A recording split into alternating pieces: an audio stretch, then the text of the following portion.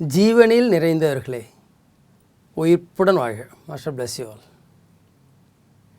இன்றைக்கு நம்ம பார்க்க போகிற சப்ஜெக்டு இந்த சீசனல் டிசீஸ்ன்னு சொல்கிறோம் இல்லையா. அதாவது எப்படின்னா ஜுரம், சளி, இருமல், மூட்டுக்கு மூட்டு வலிக்கிறது, இதெல்லாம் பார்த்திங்கன்னா பருவநிலை மாறுது பாருங்கள், காலம் மாறுது இல்லையா, சீசன் சேஞ்ச் ஆகுது இல்லை, அப்போ இது மாதிரி ஏற்படும்.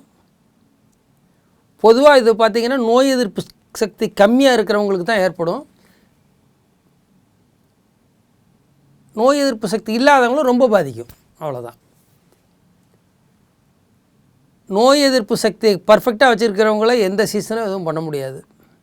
ஸோ இப்போது நிறைய பாதிப்புகள் இருக்கிறதுனால இதை எப்படி சரி பண்ணிக்கிறது அப்படின்னு சொல்லிட்டு, சரி பண்ணிக்கிறதுனா மருந்து இல்லாமல் பத்தியம் இல்லாமல் எப்படி சிம்பிளாக ஈஸியாக எளிமையாக உங்களுக்கு நீங்களே சரி பண்ணிக்கலாம். எப்படி நம்ம உடம்ப ஒரு சில இடங்களில் தொட்டோம்னா சிரிப்பு வரும், ஒரு சில இடங்களில் தொட்டால் கூச்சமாக இருக்கும், ஒரு சில இடங்களில் தொட்டால் அழுக வரும், ஒரு சில இடங்களில் தொட்டால் ஒவ்வொரு தொடுற இடத்த பொறுத்து ஒரு மாதிரியான உணர்வு வரும் இல்லையா. அதே மாதிரி ஒரு சில இடங்களில் தொட்டால் நோய்கள் குணமாகுது, அவ்வளோதான், சிம்பிள்.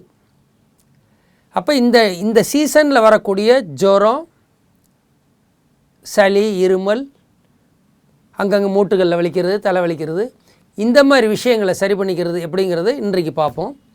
ரொம்ப சிம்பிள். உங்களுக்கு தெரியும் மர்மக்கலையிலேருந்து வந்தது வர்மக்கலை.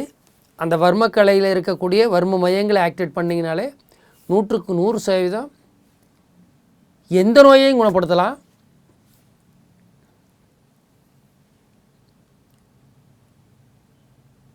முதல்ல ஃபஸ்ட்டு இந்த தட்சணை காலம்னு சொல்லுவோம், உள்ளங்கை நடுவில் தட்சணை காலம்னு சொல்லுவோம். ஹரிமுத்திரை பிடிச்சிங்க, அது நடுவிரல் மேலே ஆள்காட்டி விரல் வச்சிங்கன்னா ஹரிமுத்திரை. இது நடுவிரல் மேலே ஆள்காட்டி விரல் வச்சிங்கன்னா ஹரிமுத்திரை. இது நம்ம கதிரவேல் டிவியில் யூடியூப்பில் நிறைய டிவிடியில் போட்டிருக்கோம். நீங்கள் கதிரவேல் டிவியில் பார்த்துக்கலாம், யூடியூப் சேனலில் ஃப்ரீயாகவே நீங்கள் பார்த்துக்கலாம், பார்த்து நீங்கள் அதை பயனடையலாம். இப்போ இந்த தட்சணை காலம், இப்போ இந்த வர்மத்தை எப்படி ஆக்டிவேட் பண்ணணுன்னா, இந்த தட்சணை காலத்தை வச்சு சும்மா அப்படியே, அதாவது எப்படின்னா இது ரொம்ப எளிமையாக இந்த சிம்பிளாக, அதாவது எப்படின்னா நம்ம இந்த சீசனல் நோய்களுக்கு மட்டும் அப்படிங்கிறதுனால, இப்போ பார்த்திங்கன்னா அக்யூட் டிசீசஸ், க்ரானிக் டிசீசஸ்லாம் சொல்கிறோம் இல்லையா, நோய்களை தன்மை பொறுத்து நம்ம ஒரு வர்மத்தையும் 48 விதமாக வைக்கலாம். உங்களுக்கு இன்றைக்கு கொடுத்துருக்கிற ஒரு 8 வர்மம் கொடுக்குறாரு. அந்த 8 வர்மமுமே 100% இந்த நோய்களை கம்ப்ளீட்டாக க்யூர் பண்ணக்கூடியது. அதில் பார்த்திங்கன்னா ஃபஸ்ட்டு இந்த தட்சணை காலம். இந்த தட்சணை காலத்தை பொறுத்த வரைக்கும் பார்த்திங்கன்னா சும்மா அப்படி வச்சு அழுத்தி 23 எண்ணிக்கை மனசுக்குள்ளே எண்ணிட்டு அப்படி பிடிச்சிங்கன்னா போதும். அடுத்து தட்சணை காலம். தட்சணை காலத்துக்கு அடுத்து பார்த்திங்கன்னா கைக்குளச்சி வர்மம்னு சொல்லுவோம். இந்த மணிக்கட்டு ரேகை இருக்கு இல்லையா, இந்த மணிக்கட்டு ரேகை முடிகிற இடத்துல கட்டை விரல் பக்கம் முடிகிற இடத்துல, இங்கேயும் முடியும், கட்டை விரல் பக்கம் இது முடிகிற இடத்துல இருக்குது. இது ஹரிமுத்திரை பிடிச்சி ஆக்டிவேட் பண்ணணும். இந்த படத்தில் இருக்குது பாருங்கள். அடுத்து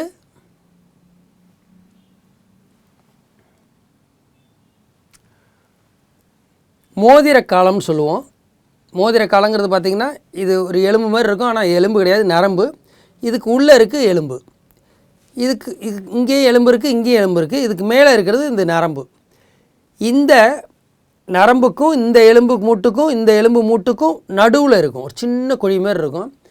அதில் நீங்கள் சாதாரண ஜுரமாக இருந்துச்சுன்னா, சீசனல் ஜுரம் வேறு, பாக்டீரியாக்கள் வைரஸ்களால் ஏற்படுற ஜுரம் வேறு, சாதாரணமாக ஏதாவது ஒரு தொற்று ஏற்பட்டு ஜுரம் ஏற்படுறது வேறு சாதாரண நாட்களில். இந்த காம்பினேஷனோடு இருந்துச்சுன்னா எந்த ஜுரமாக இருந்தாலும் இந்த மோதிர காலத்தில் ஹரிமுத்திரை வச்சு 23 எண்ணிக்கை மனசுக்குள்ளே எண்ணுனுங்க. 23 எண்ணிட்டு எடுக்கும்போது பார்த்திங்கன்னா உடம்புல ஜுரம் இருக்காது. அவ்வளோ பெரிய அற்புதம் இந்த மோதிர காலம். அது மாதிரி இன்னும் நிறைய வர்மங்கள் இருக்குது. இந்த மோதிர காலத்துக்கு அடுத்து கீழ்கொம்பேரி காலம்னு சொல்லுவோம். காலில் பார்த்திங்கன்னா கணுக்கால் மூட்டிலேருந்து கரெக்டாக ஒரு சாதாரணமாக இப்படி வச்சிங்கன்னா 4 விரல் வைக்கணும். கட்டை விரல் வச்சிங்கன்னா 3 விரல் வச்சிங்கன்னா போதும். உள்பக்கமாக அந்த முன்னாடி வந்து பார்த்திங்கன்னா டிபியா எலும்புன்னு சொல்லுவோம். பின்னாடி இருக்கிறது ஃபிபுலா எலும்பு. அந்த முன்னாடி இருக்கிற டிபியா எலும்பில் அந்த எலும்பில் பின்பக்கம், முன்னாடி இருக்க டிபியா எலும்பு, அந்த எலும்பில் பின்பக்கமாக உள்பக்கமாக காலுக்கு உள்பக்கமாக இருக்கிறது கீழ்கொம்பரி காலம்னு சொல்லுவோம். அதை ஆக்டிவேட் பண்ணணும். அதாவது ஊன்றது அப்படின்னு சொல்லுவோம் வருமத்தில். அதை ஆக்டிவேட் பண்ணுறதுன்னு வரும்.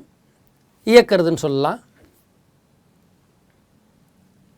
அடுத்து பார்த்திங்கன்னா கால் வெள்ளீரல் வருமம். இது எப்படின்னா அதே கணுக்கால் மூட்டிலேருந்து 2 விரல் மேலே கட்டை விரலால் வச்சிங்கன்னா 2 விரல், அதாவது விரல் வைக்கிறீங்கன்னா உங்கள் உடம்புக்கு உங்கள் விரல் அளவு தான் கணக்கு. ஒரு குழந்தைக்கு இப்போ யாருக்காவது ட்ரீட்மெண்ட் கொடுக்குறீங்க, ஒரு சின்ன பையனுக்கு கொடுக்குறீங்க, பெரியவங்களுக்கு கொடுக்குறீங்க, யாரு கொடுத்தாலும் ஒவ்வொருத்தருடைய உடம்பு அளவு மாறும். அவங்க கைவிரல் அளவு தான் அவங்க உடம்புக்கு செட் ஆகும். ஸோ அவங்க கைவிரல் அளவு அந்த அளவு வரணும். உங்களுக்கு ட்ரீட்மெண்ட் கொடுத்துருக்கீங்கன்னா உங்கள் கைவிரல் அளவு அது இருக்கணும். 2 விரல் அளவு மேலே வச்சு அந்த டிபியா எலும்புக்கு ஃபிபுலா எலும்புக்கு நடுவில் வரும். அது உள்பக்கமாகவே உள்பக்கமாக டிபியா எலும்புக்கு ஃபிபுலா எலும்புக்கு நடுவில் இருக்கிறது இந்த கால் வெள்ளீரல் வருமம்னு சொல்லுவோம். அது பார்த்திங்கன்னா டைரெக்டாக அவங்களுக்கு நுரையீரலுக்கு ஸ்ட்ரெங்தன் கொடுக்கக்கூடியது. இன்னும் சொல்லப்போனால் நுரையீரலில் தேங்கி இருக்கிற நீரையே ரிலீஸ் பண்ணக்கூடியது. நுரையீரலில் நீர் தேங்குது இல்லையா, கிட்னி பிரச்சனை உள்ளவங்களுக்குலாம் நிறையா நீர் தேங்கும், இன்னும் ஆஸ்மா பிரச்சனை உள்ளவங்களுக்கும் தேங்கும். அதெல்லாம் சரி பண்ணக்கூடிய ஒரு அற்புதமான ஒரு வருமம் இந்த கால் வெள்ளீரல் வருமம். பட் இது வந்து நீங்கள் ஒரு பேக்கேஜாக கொடுக்குறோம். இந்த சீசனல் நோய்க்கு இது பேக்கேஜாக எடுத்துக்கிறீங்க. அடுத்து பார்த்திங்கன்னா கணு உள் வருமம். இந்த கணு உள் வருமங்கிறது பார்த்திங்கன்னா முழங்கால் சிப்பிக்கு கீழே அதே டிபியா எலும்புக்கும் ஃபிபுலா எலும்புக்கும் நடுவில், அதாவது எப்படின்னா டிபியா எலும்பு முன்பக்கமாக வரும், ஃபிபுலா எலும்பு பின்பக்கமாக வரும்.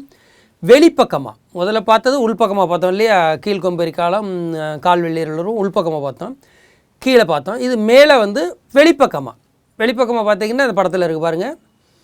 வெளிப்பக்கமாக பார்த்திங்கன்னா டிபியா எலும்பு ஃபிபுலா எலும்பு வந்து இப்படி